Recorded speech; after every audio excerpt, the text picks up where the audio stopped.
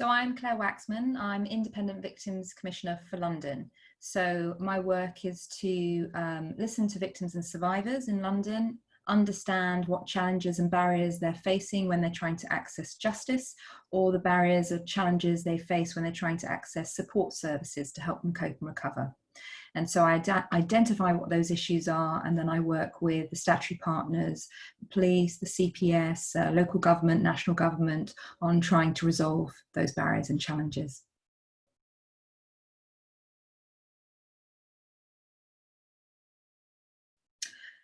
Well, it's changed it massively. I was very much a person that would do a lot of visits to the agencies, the support services that support victims. I do a lot of direct engagement with victims and survivors, and that was always face to face, and obviously working with statutory partners in big board meetings, etc.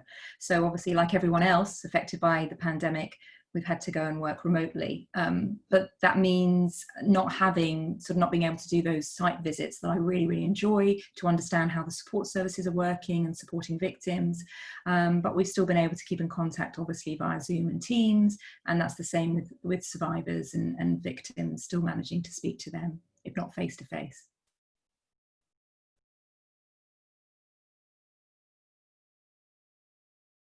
I think it's been incredibly hard for victims. Specifically domestic abuse victims, stalking victims, those that have had to be locked into abuse in the home, and much harder for them to make contact with people outside. So it's given rise to that isolation, which is a real risk factor in their victimization.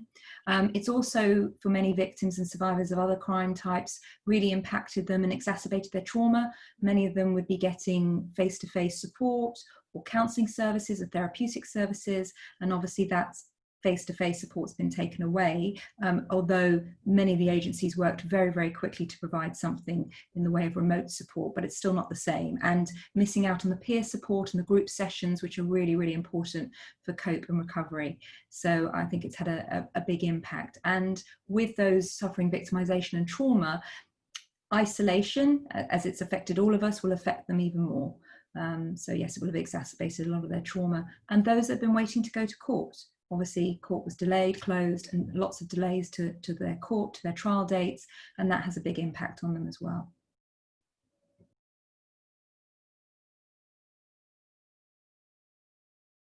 I suppose a piece of work that I'm very proud on that I would not normally have worked with is around the emergency accommodation, which we did very quickly for domestic abuse victims in London. And that was a lot of joint partnership working.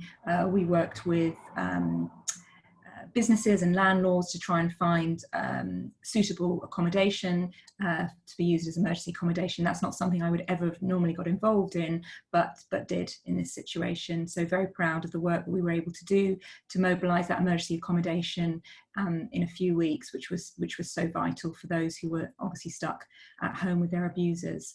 So yes, so that was great. Obviously, the use of a lot more using social media to really uplift the messages around what support is available, and the support agencies, they just worked, I mean, brilliantly day and night to change their service in order to offer something remotely. And I think there's been a lot of learning from that, where we've seen that we can get support to victims and survivors in a remote way that works effectively as well. So yeah, some good stuff coming out of that.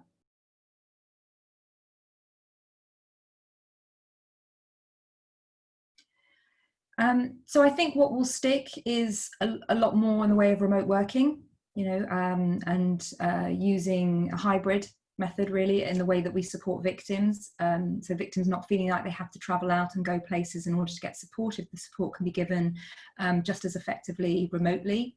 So I think that's great. And also the use of technology coming into the courts as well. Although we've had a lot of teething problems there with the technology in courts, that's definitely a way forward for remote hearings and for those victims who may not feel comfortable coming into court.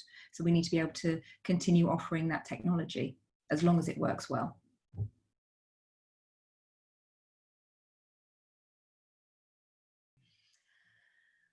Money, resources, funding for the support services, the way that they've funding has been a real issue. They've had to change their services. Their services are offering a far wider range of support. The needs of victims became far more complex. They were having to do calls and sort of online meetings to the evenings and weekends to suit the victim. So yeah, it's needing to be able to support that, and also to keep that accommodation that's so needed, that emergency accommodation that we know, I mean, within 2 weeks it was already full, so we know how much it was needed, to really look at the refuge space for those that are fleeing abuse and make sure that there is something that is easily accessible, and that there's something to move them on to as well, because obviously move on is absolutely critical. For the government to deliver on the new Victims Code, to finally publish it, we're waiting any moment, so to see that reform of that Victims Code, and I hope a far more effective Victims Code with agencies complying to it and delivering those entitlements and rights to victims.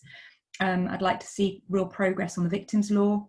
And again, the government end-to-end review for rape victims. I'd like to see good recommendations that come out that will really tackle the issues that we're seeing for rape victims and survivors. So there's a lot of work that's happening, but I'd like to see that happen over the next 6 to 12 months. But resourcing, and for courts as well, to deal with the backlog. The backlog was already there pre-COVID. It wouldn't have taken a lot to have made it much worse, but obviously we've got COVID, and now I've got victims and survivors that are waiting 9 months to a year longer than they would have had to normally. And that has a huge impact on all parties involved, but for victims, absolutely, because it's whether they can stay in that limbo without being able to move on in their life will really impact them and the justice outcome.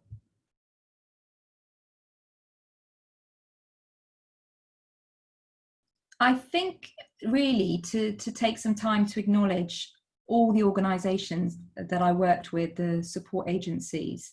When I said they worked 24/7, these people were so dedicated and committed to ensuring that victims and survivors still had a lifeline service and somewhere to go. And I think there really needs to be great recognition of what they went through in order to provide their services in light of everything. A lot of these services didn't even have equipment to work remotely. And so, they had to change their service, put a lot of money into technology and equipment in order to provide that service to victims, and they did it. So I think for me, it's just watching how they worked the last 6 months, and how everyone worked, actually. I mean, all the partners, the Met Police I work very closely with, they worked very, very well in that through the pandemic to make sure, support was still there and access was still there for victims and survivors.